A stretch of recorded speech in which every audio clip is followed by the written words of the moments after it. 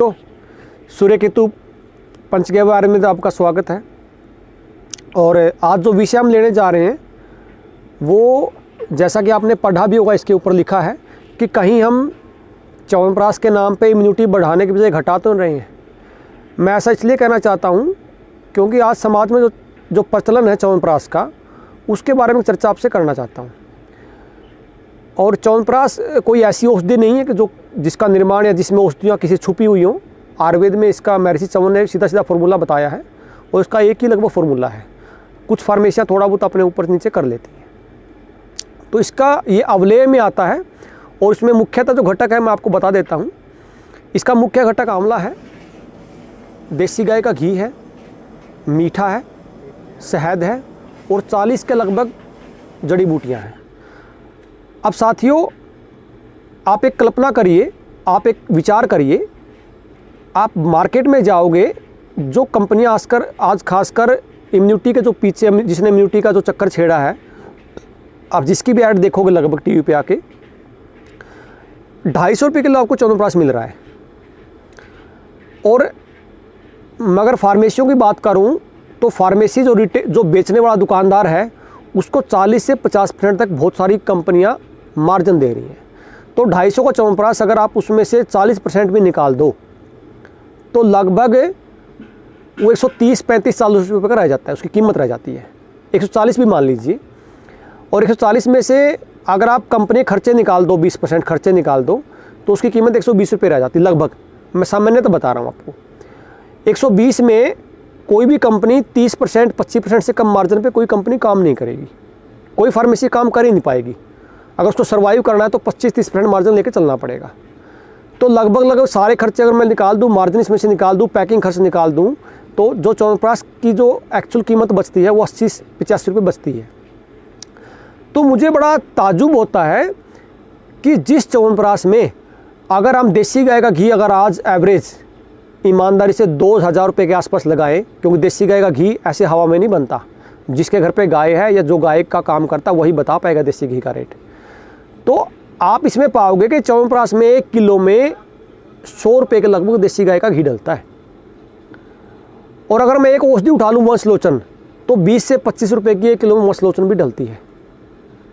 बाकी चीज़ तो अलग रह गई, बाकी 40 चीज़ का तो मैंने जिक्र ही नहीं किया। बाकी लेबर का जिक्र किया, बाकी औषधियों का मैंने जिक्र ही नहीं किया। तो दो चीज़ भी मुख्यतः लें तो 125 रुपये की पड़ती हैं। और आप 80 रुपये में 40 औषधियाँ डाल के उसमें बाकी चीज़ें डाल के आप च्यवनप्राश बना के दे रहे हो। आप एक बात बताइए मुझे, आप किसी कंपनी का लगभग, मैं 99% कंपनियों की बात करूँ फार्मेसियों की, आप मीठे में देखना क्या, मीठे में सब के सब चीनी डाल रहे हैं। और राजीव भाई दीक्षित तो कह के चले गए कि चीनी से बड़ा कोई जहर नहीं है, चीनी से ज़्यादा इम्यूनिटी को कमज़ोर कर सकता है। और बहुत सारी फार्मेसियाँ तो च्यवनप्राश ही नहीं डाल रही, शकरकंदियों का च्यवनप्राश बना रही हैं। और आप अगर बाज़ार में अगर इसका और गहराई से इसका देखोगे तो लगभग सारी औषधियाँ सिंथेटिक भी आती हैं।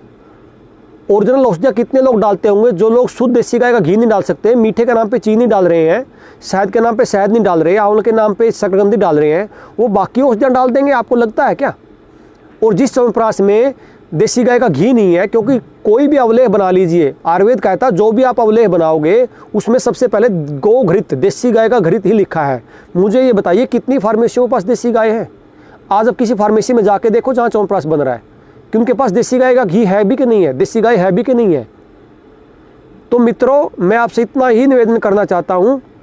हाँ, इसमें एक चीज़ मैं जोड़ दूँ, आप जाके 10 कंपनियों का जो मार्केट में प्रचलन में है उनका च्यवनप्राश घर पे लेके आओ, आप देखोगे सबके सब में प्रिजर्वेटिव डले हुए हैं।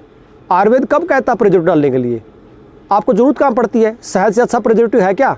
अगर आप ईमानदारी से सही चीज़ बना रहे हैं तो उसमें प्रिजर्वेटिव डालने की जरूरत ही क्या है? और राजीव भाई ने कितना जोर देके कहा है कि प्रिजर्वेटिव से बड़ा दुनिया में कोई कैंसर कारक नहीं है। तो इसका तो सीधा सीधा मतलब ये है कि आप पैसे दे के इम्यूनिटी को कमज़ोर कर रहे हो, कैंसर को बढ़ाने वाली चीज़ें खा रहे हो। तो साथियों, आपसे हाथ जोड़ के निवेदन है, ब्रांड के पीछे मत भागो।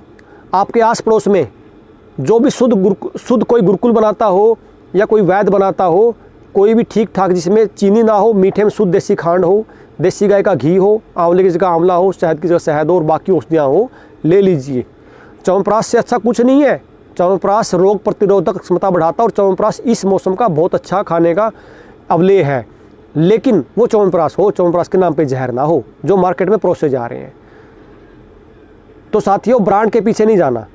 और मेरा ये वीडियो बनाने का मकसद, मेरा कोई च्यवनप्राश बेचने का मकसद नहीं है। लेकिन अगर ऐसा च्यवनप्राश बना के कोई फार्मेसी दे रही है आपको, बेचने वाला कसूर नहीं है, उसको धंधा करना है, खरीदने वाला कसूर है। तो अच्छा है, अगर पैसे की व्यवस्था ना है तो मत खाइए।